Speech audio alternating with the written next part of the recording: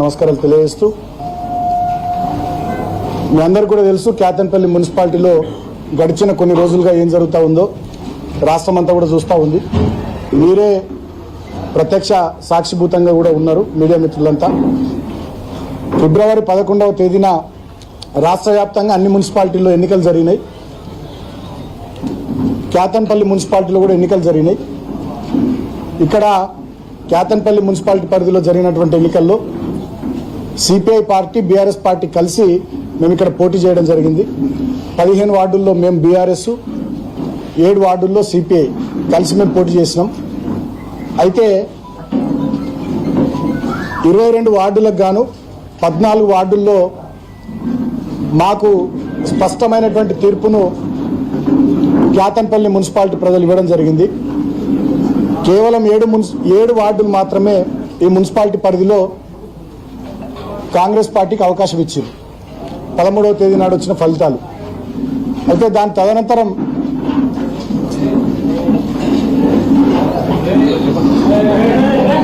పద్నాలుగవ తేదీన మా కౌన్సిలర్లు అందరూ కూడా భద్రాచలం సీతారాముల వారిని దర్శనం చేసుకుందామని వెళ్తే అక్కడికి కాంగ్రెస్ పార్టీకి చెందినటువంటి వాళ్ళు 8 కార్లలో, పోలీసులు 2 కార్లలో పోయి అక్కడ మా వాళ్ళని కిడ్నాప్ చేసే ప్రయత్నం చేస్తే ఆ విషయం తెలిసి హైదరాబాద్ నుంచి హుటాహుటిన మేము కొంతమంది బయలుదేరి వెళ్ళి ఇమీడియట్గా మా వాళ్ళని అందరిని కూడా తీసుకొని ఇక్కడికే కేతన్పల్లి నివాసానికి తీసుకొని వచ్చి ఇక్కడనే వాళ్ళని ఉంచడం జరిగింది.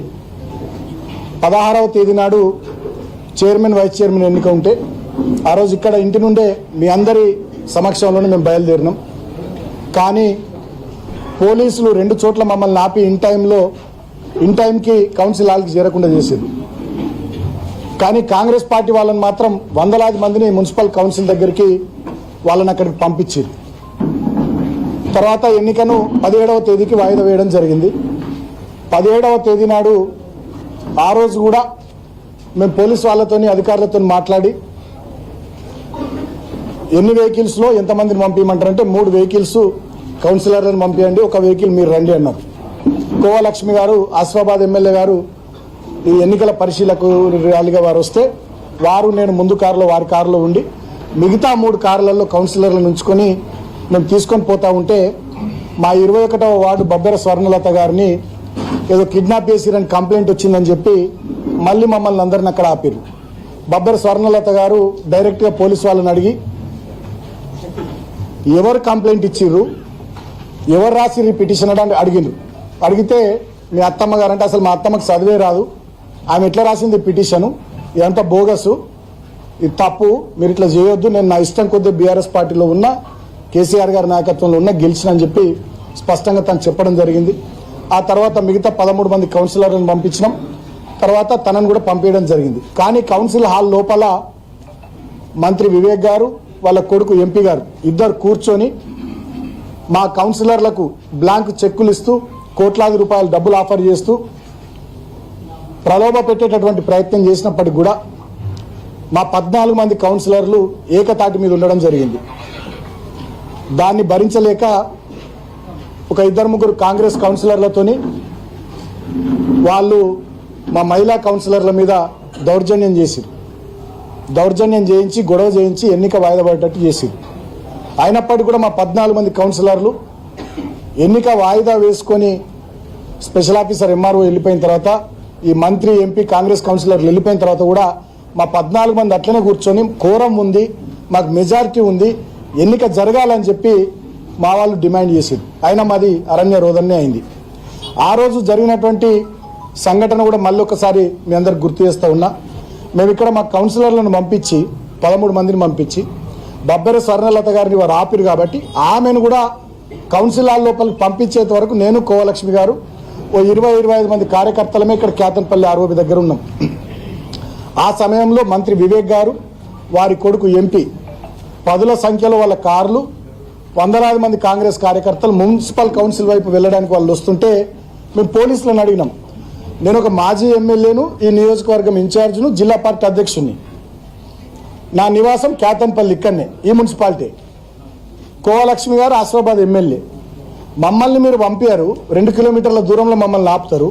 మరి మంత్రి గారి కాన్వాయ్ ఇన్ని సంఖ్యలో కార్లు వందలాది మంది కాంగ్రెస్ వాళ్ళని ఎట్లా పంపిస్తారని చెప్పి మేము పోలీసులను ప్రశ్నిస్తే పోలీసులు మా మీద లాఠీ చార్జ్ చేయడం, అటువైపు నుంచి కాంగ్రెస్ వాళ్ళు మా మీద రాళ్ళేయడం, గొడవకు వాళ్ళే ప్రేరేపించి మళ్ళీ ఎన్నిక వాయిదా పడాలనేటటువంటి కుట్ర చేసి అక్రమంగా మా మీద కేసులు పెట్టి లోపలనేమో దుశ్శాసన పర్వం చేశారు. మా మహిళా కౌన్సిలర్ల మీద తాగొచ్చినటువంటి ఒకరిద్దరు కాంగ్రెస్ కౌన్సిలర్లు ఇష్టం వచ్చినట్టుగా ఎక్కడ పడితే అక్కడ వాళ్ళని ముట్టి చాలా ఇన్సల్ట్ చేసిరు.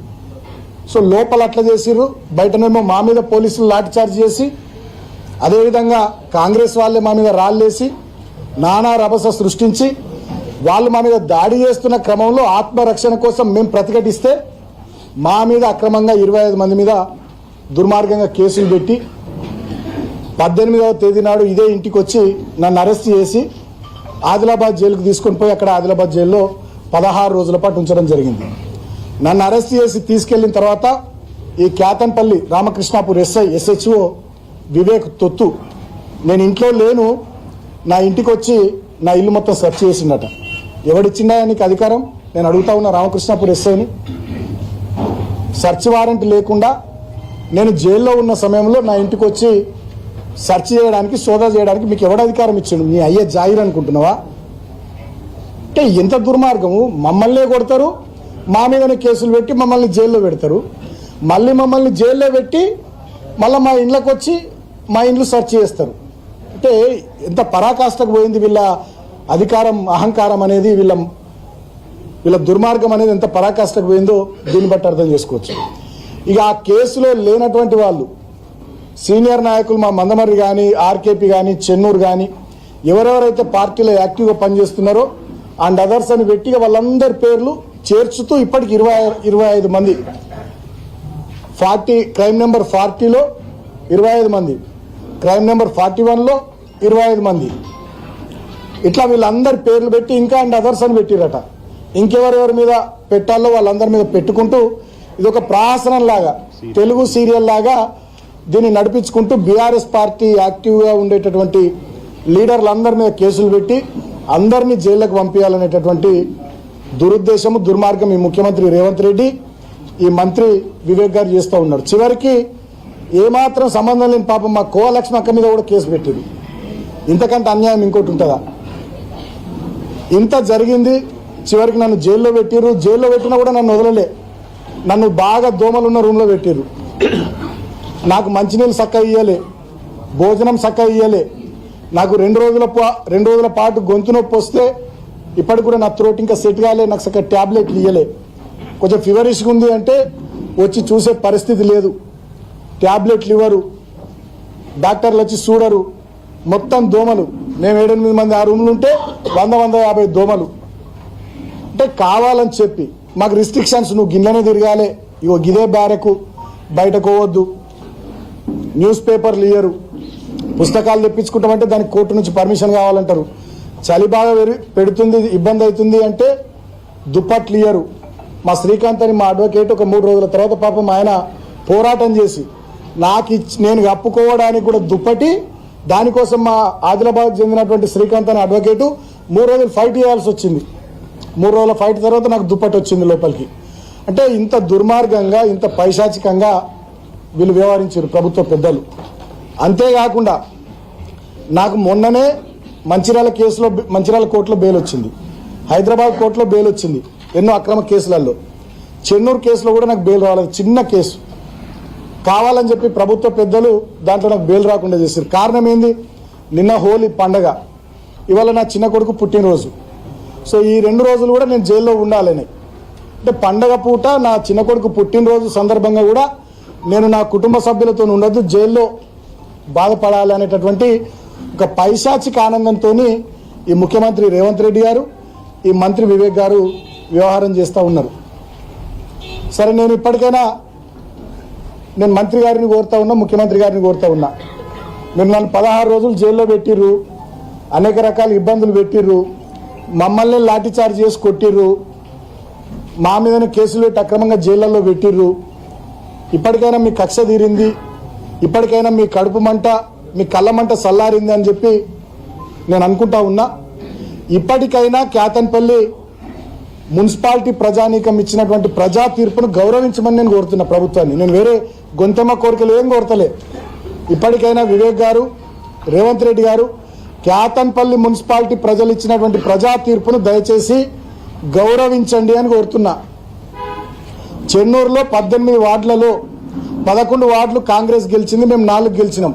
అక్కడి ప్రజా తీర్పును మేము హుందాగా గౌరవించినాం. నేనే స్టేట్మెంట్ ఇచ్చిన ప్రజా తీర్పును గౌరవిస్తున్నామని. మరి ఇక్కడ క్యాతన్పల్లి మున్సిపాలిటీలో 22 వార్డులకు గాను 14 వార్డులు మేము గెలిచినాం, 7 వార్డులు మీరు గెలిచిర్రు. మరి ప్రజా తీర్పును మీరు ఇప్పటికైనా గౌరవించాలని చెప్పి నేను మంత్రి గారికి, ముఖ్యమంత్రి గారికి, రాష్ట్ర ప్రభుత్వ పెద్దలకు తెలియజేస్తా ఉన్నా.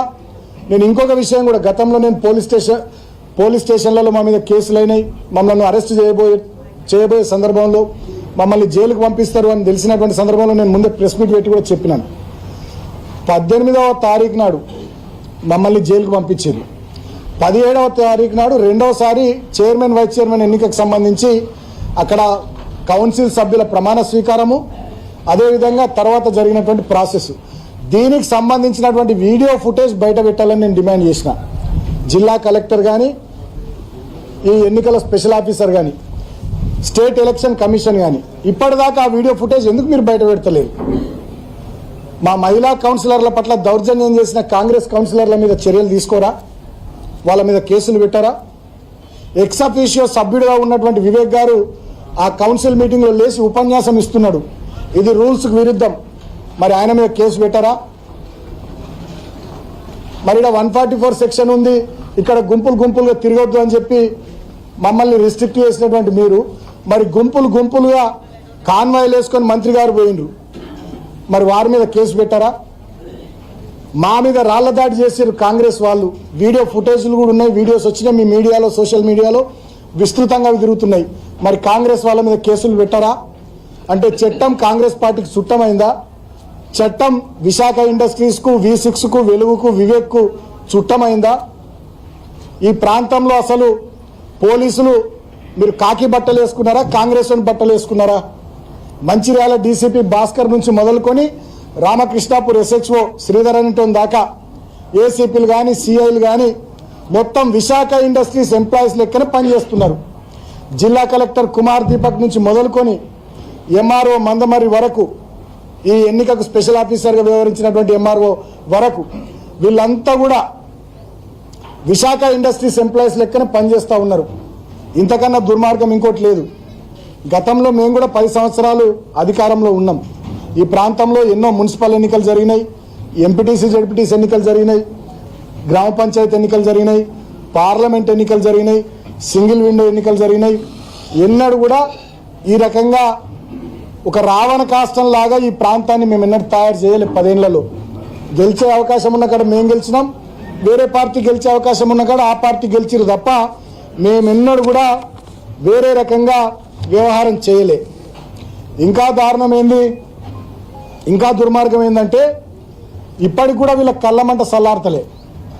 మా భూమయ్య గౌడ్ గారు 11th వార్డు కౌన్సిలర్, ఆయన ఇంటి మీద సింగరేణి అధికారులు 30 సంవత్సరాలు, వాళ్ళ నాన్నగారు అప్పటి నుంచి ఉంటున్న ఇల్లు 30 సంవత్సరాలు అయింది వాళ్ళు ఉండబట్టి, ఆయన భూమగౌడ్ గారి ఇంటి మీద పోయి దాడి చేస్తారు సింగరేణి వాళ్ళు. నాకు ఇప్పుడే ఒక వార్త కూడా వచ్చింది, ఇప్పటికీ మా కౌన్సిలర్లు ఎవరైతే 14 మంది ఉన్నారో వాళ్ళ బంధువులు, వాళ్ళ స్నేహితులు, వాళ్ళకి తెలిసిన వాళ్ళు ఎవరన్నా ఉంటే వాళ్ళ దగ్గరకు కౌన్సిలర్ల మీద ఒక పిటిషన్ బాలకృష్ణని కిడ్నాప్ చేసిందని చెప్పి ఇంకా బతిమలాడుకుంటా పోలీసు వాళ్ళు వాళ్ళ ఇళ్ళ చుట్టూ తిరుగుతున్నారట, బంధువుల ఇళ్ళ చుట్టూ, వాళ్ళ స్నేహితుల ఇళ్ళ చుట్టూ. ఇంత జరిగిన తర్వాత కూడా రాష్ట్రమంతా మిమ్మల్ని చూ అన్నాక కూడా ఇంకా 14 మంది మా కౌన్సిలర్లకు సంబంధించి బీఆర్ఎస్ పార్టీ, సిపిఐ పార్టీ మేమే మా కౌన్సిలర్లను కిడ్నాప్ చేసినామని చెప్పి పిటిషన్ ఇవ్వమని ఇళ్ళ పొంటి తిరుగుతున్నారు పోలీసు వాళ్ళు. ఇక మీకు ఎందుకయ్యా ఆ కాకి యూనిఫామ్ పోలీసు వాళ్ళు? ఆ కాంగ్రెస్ బట్టలు, కాంగ్రెస్ కండువాలు వేసుకొని తిరగరావురి? ఏమైనా బుద్ధి ఉందా? మీరేం పని చేస్తుర్రు? ప్రజలకు నమ్మకం, విశ్వాసం ఉంటుందా వ్యవస్థ మీద? మీరు కాంగ్రెస్ పార్టీ కార్యకర్తల లెక్క కాకి డ్రెస్ వేసుకున్న పోలీసులకు ఇట్లా పనిచేస్తే ఎట్లా? 14 మంది కౌన్సిలర్లు మాతోనున్నారు. మాతో ఉన్నటువంటి మా కౌన్సిలర్ల మీద పిటిషన్లు ఇవ్వమని ఇళ్ళ పొట్టి తిరుగుతున్నారట. ఇంతకన్నా సిగ్గుచేట ఏమన్నా ఉంటుందా? నన్ను 16 రోజులు జైల్లో పెడితిరి, మా వాళ్ళని కొడుతిరి లాఠీ చార్జ్ చేసి మా మీదనే రాళ్ళు ఎత్తిరి, మా మహిళల పట్ల దుర్మార్గంగా ప్రవర్తిస్తురి. ఇన్ని జరిగిన తర్వాత మా మూలరాజిరెడ్డి గారి కారు ధ్వంసం చేస్తురి, మా భూమాగౌడ్ గారి ఇల్లు అది కూలగొట్టే ప్రయత్నం చేస్తురి. గిన్ని చేసిన తర్వాత ఇప్పటికి కూడా మా 14 మంది కౌన్సిలర్లు ఏకతాటి మీద ఉన్నారు. మీరిచ్చే బ్లాంక్ చెక్కులు, మీరిచ్చే కోట్లాది రూపాయల ఆఫర్లు తిరస్కరించి ఒక్కతాటి మీద ఉంటే ఇప్పటికి కూడా వాళ్ళని కిడ్నాప్ మేము చేసినట్టు ఏమైనా పిటిషన్లు ఇవ్వరని తిరుక్కుంటూ మళ్ళీ దాంట్లో కూడా ఎఫ్ఐఆర్లు చేస్తారట. వాళ్ళని మేమేదో కిడ్నాప్ చేసినామని మళ్ళీ ఎఫ్ఐఆర్లు చేసి మళ్ళీ మా మీద కేసులు పెట్టి మళ్ళీ కౌన్సిలర్లను ఎత్తుకొచ్చుడు, కౌన్సిలర్లు ఎక్కడున్నారో పోయి వాళ్ళ మీద దాడి చేసుడు, ఈ రకమైనటువంటి చిల్లర వ్యవహారానికి దిగుతున్నారు. నేను మీడియాను కోరుతా ఉన్నా, మీడియా ద్వారా ఈ ప్రాంత ప్రజల్ని, రాష్ట్ర ప్రజల్ని కూడా కోరుతా ఉన్నా, గింత దుర్మార్గంగా, గింత దారుణంగా, ఇంత నిర్లజ్జగా, ఇక సిగ్గు శరము మానం మర్యాద అనేటువంటిది వదిలేసి ఇంత బ్లేటెంట్గా పట్టపగలు ప్రజాస్వామ్యాన్ని హత్య చేస్తూ, కూని చేస్తూ ఈ రకమైనటువంటి రాజకీయాలు మంత్రి వివేక్ గారు, ముఖ్యమంత్రి రేవంత్ గారు చేస్తున్నటువంటి తీరును గమనించమని నేను కోరుతున్నా. 22లో 14 మందిని గెలిచిన తర్వాత కూడా 13వ తారీఖు నుంచి, ఫిబ్రవరి 13వ తారీఖు నుంచి ఇవాళ మార్చి 4వ తారీఖు దాకా ఇన్ని సంఘటనలు జరిగిన తర్వాత కూడా ఇంకా మా కౌన్సిలర్ల మీద కిడ్నాప్ చేసినామని పిటిషన్లు ఇవ్వమని ఇళ్ల పొంటి తిరుగుతున్నారంటే ఇక వీళ్ళని ఏమనాలి? వీళ్ళకి ఇక నాకు మాటలు వస్తలే, ఏం మాట్లాడాలో మాటలు వస్తలే. ఇంకేమనాలి వీళ్ళను? గింత జరిగిన తర్వాత రాష్ట్రం మొత్తం చీ తూ అని వీళ్ళను ఉమ్మేసిన తర్వాత కూడా ఇంకా మా కౌన్సిలర్లను 14 మందిని మేమే కిడ్నాప్ చేసినామని చెప్పి పిటిషన్లు తీసుకొని మా మీద కేసులు పెట్టాలని, ఆ కౌన్సిలర్లను ఎత్తుకురావాలనే కుట్ర పోలీసు వాళ్ళు చేస్తుంటే మీరు పోలీసు వాళ్ళ మిమ్మల్ని ఏమనాలా? మీకేమన్నా ఉందా నయ? అసలు డిపార్ట్మెంట్ ఇజ్జత్ తీస్తుర్రా మీరు కొంతమంది పోలీసు వాళ్ళు. వచ్చి ఒక్క మున్సిపాలిటీ కోసం డీజీపీ శివధర్ రెడ్డి గారిని నేను రిక్వెస్ట్ చేస్తా ఉన్నా, మీ పోలీసు వాళ్ళు ఇక్కడ చేస్తున్నటువంటి వ్యవహారాన్ని గమనించండి.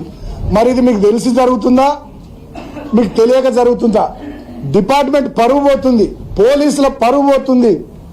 పోలీసులు కాంగ్రెస్ పార్టీ ఏజెంట్లు అయిపోయారు. కేతన్పల్లి మున్సిపాలిటీ ఎన్నికకు సంబంధించి మంచిర్యాల జిల్లాలో సిగ్గుమానం పోతుంది పోలీసు వాళ్ళది. జనాలు తిట్టుకుంటున్నారు, అసహించుకుంటున్నారు జనాలు మీ వైఖరి చూసి. గింత జరిగిన తర్వాత ఇలా నేను జైలుకి వెళ్ళి బయటకు వచ్చిన తర్వాత కూడా ఇప్పుడు నాకు లేటెస్ట్గా అందిన వార్త ఇది. ఇంకా కౌన్సిలర్ల మీద పిటిషన్లు వాళ్ళ చుట్టాలయో వాళ్ళకి తెలిసిన వాళ్ళో తీసుకొని మేమే మా కౌన్సిలర్లను కిడ్నాప్ చేసినట్టు మా మీద మళ్ళీ కేసులు, ఎఫ్ఐఆర్లట. ఇవ అన్యాయం పాడగల.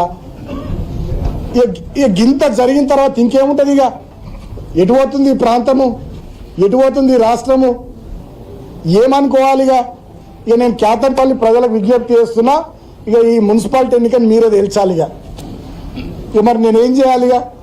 13వ తారీఖు నుంచి, ఫిబ్రవరి 13వ తారీఖు నుంచి ఇవాళ మార్చి 4వ తారీఖు దాకా గిన్ని సంఘటనలు జరిగినాక కూడా ఇంకా సిగ్గు లేకుండా పోలీసు వాళ్ళు మా 14 మంది కౌన్సిలర్లకు సంబంధించి పిటిషన్లు తీసుకొని మళ్ళా మా మీద కేసులు పెట్టాలనే కుట్ర చేసి మా కౌన్సిలర్లను ఎత్తుకరావాలనే ప్రయత్నాలు చేయబోతున్నారంటే ఇక ఈ కేతన్పల్లి మున్సిపాలిటీలో మీరు ప్రజలుగా ఇక్కడ ఇచ్చినటువంటి తీర్పును పోలీసులు, కాంగ్రెస్ వాళ్ళు కాళ్ళ రాస్తుంటే మరి ఇంకో ప్రజా ఉద్యమానికి మనం సిద్ధం కావాల్సిందే. మరి ఏం చేస్తాం? ఇక ప్రజాస్వామ్యంలో నిరసనల రూపంలో, పోరాటాల రూపంలో తప్ప ప్రతిపక్షంగా మనం ఏం చేయగలుగుతాం? వాళ్ళ చేతిలో రాజ్యం ఉంది, వాళ్ళ చేతిలో పోలీసులు ఉన్నారు, తుపాకులు ఉన్నాయి, లాఠీలు ఉన్నాయి, అధికారం ఉంది. అక్కడ రేవంత్ రెడ్డి ఉన్నాడు నియంత, ఇక్కడ ఇంకా చోటా నియంత వివేక్ ఉన్నాడని చెప్పి పోలీసులు ఈ స్థాయిలో పెట్టేగిపోతే ఏం చేయాలి? ఇక అర్థం ఉందా? ఇక ఎన్నికలకేమైనా అర్థం ఉందా? నాకు అర్థం కాదు. ఇక ఎన్నికలు ఎందుకు మరి? ఇక మీరే డైరెక్ట్ నామినేట్ చేసుకుంటే కదా వివేక్ గారు, నువ్వే డైరెక్ట్ నామినేట్ చేసుకుంటే కాదు ఇక కౌన్సిలర్లను, సర్పంచ్లను, ఎంపీటీసీలను, జెడ్పీటీసీలను, అంతే కదా. ఇక చెన్నూరు నియోజకవర్గంలో కేతన్పల్లి మున్సిపాలిటీలో గింత కథ జరిగిన తర్వాత కూడా మళ్ళీ ఈ ప్రయత్నాలు మీరు మొదలు పెట్టిర్రంటే ఇక మరి ఇక ఈ ప్రాంతంలో ఎన్నికలు ఎందుకు? ఇక నువ్వే నామినేట్ చేసుకుంటే పోలే. నువ్వు రేవంత్ రెడ్డి గారేమో రాష్ట్రంలో, నువ్వేమో మంచిర్యాల జిల్లాలో, చెన్నూరులో. ఇప్పటికైనా నేను ఇటువంటి పిచ్చి చర్యలు బంద్ చేసుకోవాలని పోలీసులను కోరుతున్నా. వాళ్ళ అధికార కాంగ్రెస్ పార్టీ, వాళ్ళు అధికారంలో ఉన్నారు, ఏం చేసినా చెల్తుంది అనేటటువంటి భ్రమలలో వాళ్ళు ఉన్నారు. వాళ్ళ చేతిలో మీరు పావులుగా మారి పోలీసులు మరి మీ స్థాయిని దిగజార్చుకుని పోలీస్ వ్యవస్థను భ్రష్టు పట్టిస్తూ పోలీసులు అంటే ప్రజలు అసహించుకునే కాడికి తీసుకొస్తున్నారు. మొన్న మా ఇంటి దగ్గర కూడా పెద్ద ఎత్తున నన్ను అరెస్ట్ చేసే సందర్భంలో మా కార్యకర్తలు నిరసన తెలిపితే శాంతియుతంగా వాళ్ళ మీద లాఠీచార్జ్ చేశారు. డీసీపీ అంటాడట, ఏసీపీ అంటాడట, కొట్టుర్రా కొడుకుల్ని అని. సరే కొట్టిర్రు, ఓకే, మంచిది, ఓకే, మీ టైం కొట్టిరు కదా, సరే మంచిది, సంతోషం. అదే రోజు 17వ రోజు కూడా మా కార్యకర్తలను కొట్టిర్రు, 18వ రోజు ఇక్కడ కొట్టిర్రు. తర్వాత నన్ను హాస్పిటల్ నుండి టెస్టులు చేయించి కోర్టుకు తీసుకుపోయే క్రమంలో మా కార్యకర్తలు అక్కడ నన్ను చూస్తానికి వస్తే అక్కడ లాఠీచార్జ్ చేసి రైబీ చౌరస్తాలో, కోర్టు దగ్గర కూడా అత్యుత్సాహంతో నన్ను జైలుకు తీసుకొని పోయేటప్పుడు అప్పుడు కూడా మా కార్యకర్తల మీద లాఠీచార్జ్ చేసిర్రు. సరే ఓకే, సంతోషం, బాగా కొట్టిర్రు, బాగా కొడుతుర్రు, బాగా ఇబ్బందులు పెడుతుర్రు మమ్మలను. సరే, I love you Vivek, I love you, I love you Vivek, చాలా ఇబ్బంది పెడుతున్నావు, సంతోషం, ఓకే, నో ప్రాబ్లం. సరే, కానీ ఏదేమైనా అంతిమంగా ఒక మాట మాత్రం నేను తెలియజేస్తా ఉన్నా, ఏది వట్టిగా పోదు, అన్ని ప్రజలు గమనిస్తూ ఉన్నారు. ఇవాళ మేమేందో మీరేందో ప్రజల ముందే అన్ని ప్రజాక్షేత్రంలో ఉన్నాయి. మేము ఎట్లా ప్రవర్తిస్తున్నాం, మీరు ఎట్లా ప్రవర్తిస్తున్నారో రాష్ట్ర ప్రజలు చూస్తూ ఉన్నారు, కేతన్పల్లి మున్సిపాలిటీ ప్రజలు చూస్తూ ఉన్నారు. అంతిమంగా ప్రజాస్వామ్యంలో ప్రజలు గొప్పోళ్ళు, ప్రజలు ఇక్కడ తీర్పు ఇచ్చిర్రు ఆల్రెడీ ఎన్నికకు సంబంధించి. అయినా కూడా నువ్వు సైంధవుడిలాగా అడ్డం పడుతూ ఉన్నావు, దాన్ని కూడా గమనిస్తూ ఉన్నారు. డెఫినెట్గా రాబోయే రోజుల్లో సరే ప్రజలే మీ విషయంలో ఏం చేయాలో ప్రజలే ఆలోచిస్తారు. నేను మాత్రం అంతిమంగా జిల్లా అధికారులను కోరుతా ఉన్నా, రాష్ట్ర ఎన్నికల కమిషన్ కోరుతా ఉన్నా, పారదర్శకంగా కేతన్పల్లి మున్సిపాలిటీ ఎన్నిక జరిగేటట్టుగా రాష్ట్ర ఎన్నికల కమిషన్ చొరవ తీసుకోవాల్సిందిగా నేను కోరుతా ఉన్నా. జిల్లా అధికారుల మీద మాకు నమ్మకం లేదు, వీళ్ళంతా ఆల్రెడీ జిల్లా అధికారులే, పేరుకు మంచిర్యాల జిల్లా అధికారులు, కానీ వీళ్ళంతా Visakha industries employees, Visakha industries ఎంప్లాయీసే మంచిర్యాల జిల్లా అధికారులు, వాళ్ళు పోలీసు వాళ్ళు కానీ రెవెన్యూ వాళ్ళు కానీ ఎవరన్నా కానీ. అట్లా అయిపోయింది, ఏం చేస్తాం. అయినప్పటికీ కూడా ప్రజలు మాకు పూర్తి స్థాయిలో, నేను జైల్లో ఉన్న సందర్భంలో నేను బయటకు రావాలని కోరుకున్నటువంటి ప్రజలందరికీ, మా పార్టీ నాయకులకు, మా కార్యకర్తలకు, మా సోషల్ మీడియా వారియర్స్కి, మీడియా మిత్రులకు, జైల్లో నేను ఉన్నప్పుడు నాకు మనోధైర్యాన్ని కల్పించడానికి జైలుకు వచ్చినటువంటి మా కేటీఆర్ అన్నకు, హరీష్ అన్నకు, మా మాజీ మంత్రులకు, ఎమ్మెల్యేలకు, మాజీ ఎమ్మెల్యేలకు, మా పార్టీ నాయకులకు అందరికీ పేరు పేరున ధన్యవాదాలు. నాకు బెయిల్ రావడానికి ఎప్పటికప్పుడు మా లీగల్ టీంతోని అటు హైదరాబాద్లో, ఇటు మంచిర్యాలలో, చెన్నూరులో ఎప్పటికప్పుడు వాళ్ళతో మాట్లాడుతూ విషయాలు తెలుసుకుంటూ నాకు బెయిల్ రావడానికి లీగల్ టీంని ఎప్పటికప్పుడు అలర్ట్ చేసిన మా పార్టీ పెద్దలు, తెలంగాణ తొలి ముఖ్యమంత్రి కేసీఆర్ గారికి హృదయపూర్వకంగా కృతజ్ఞతలు తెలియజేసుకుంటూ అంతిమంగా నేను మీడియాను కోరుతా ఉన్నా, ప్రజాస్వామ్యంలో మీరు 4th ఎస్టేటు, మరి కేతన్పల్లి మున్సిపాలిటీ ఎన్నికను మరి మీరే, వాస్తవానికి మెజారిటీ ఈజ్ లా, మాకు మెజారిటీ ఉంది, 22లో 14 మేము ఉన్నాం. మరి మేము చైర్మన్, వైస్ చైర్మన్ అయ్యేటట్టుగా మీడియా, ప్రజలు మీరంతా మాకు గట్టిగా మద్దతుగా ఇప్పటిదాకా నిలబడ్డారు. అదేవిధంగా గట్టిగా మాకు వెన్నుదన్నుగా నిలబడాలని కోరుకుంటూ, ముఖ్యంగా నేను మా సిపిఐ సోదరులను హృదయపూర్వకంగా అభినందిస్తూ ఉన్నా. వాళ్ళు గట్టిగా మాతో నిలబడ్డారు, చివరిదాకా కలిసి పోటీ చేసినాం.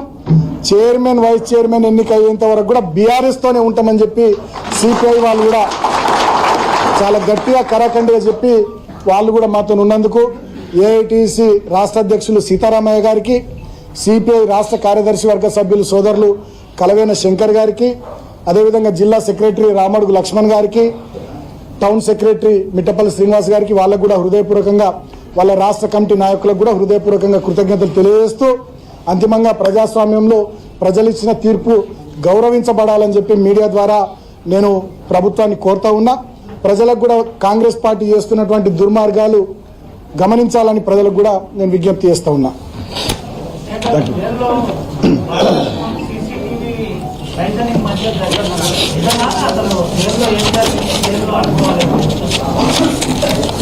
అంటే నేను ఉండేటటువంటి ఆ బ్యారెక్లో సీసీటీవీ ఫుటేజ్ పెట్టి నాదంతా రెగ్యులర్గా మానిటర్ చేసిర్రు. సరిగా వాళ్ళకి పైకి వెళ్ళి ఆఫీసర్స్ ప్రెషరు రిస్ట్రిక్ట్ చేసిరు బాగా. చెప్పిన గొంతు పోయినా ఇప్పటికి గొంతు ఇంకా కోలుకోలే, గొంతు పోయినా 1-2 డేస్ కొంచెం లైట్గా ఫీవర్ వచ్చినా రకరకాలుగా ఏమున్నా దోమలు బాగున్నా పెద్ద ఏం సహకరించాలి, ఇబ్బందులు పెట్టిరు. ఇక అందుకనే కదా వివేక్ ఐ లవ్ యూ చెప్పిన, చాలా ఇబ్బందులు పెట్టినామని. కేసులు అన్నారు, కోట నియోజకవర్గంలో నియోజకవర్గం కొనసాగుతున్నారు, పోలీసుల మీద తీవ్రమైన ఆరోపణలు చేశారు. డీసీపీ స్థాయి నుండి ఎస్ఐ వరకు కేసులు ఇక్కడ వరకు అవుతాయా? మీరు ఇప్పుడు ఆరోపణ చేసిన దాని మీద కేసు అయ్యే అవకాశం ఉంది? వాళ్ళ చేతిలో లాఠీ ఉంది, నెత్తి మీద టోపీ ఉంది, వాళ్ళ చేతిలో రాజ్యం ఉంది. ఇంకా ఎన్ని కేసులు పెడతారో, ఇంకెన్నిసార్లు మమ్మల్ని అరెస్ట్ చేసి జైళ్ళకి పంపిస్తారో, లాస్ట్కు వివేక్ ఏదో రోజు కోపం సాయంత్రాన్ని చంపేపిస్తాడో కూడా తెలియదు.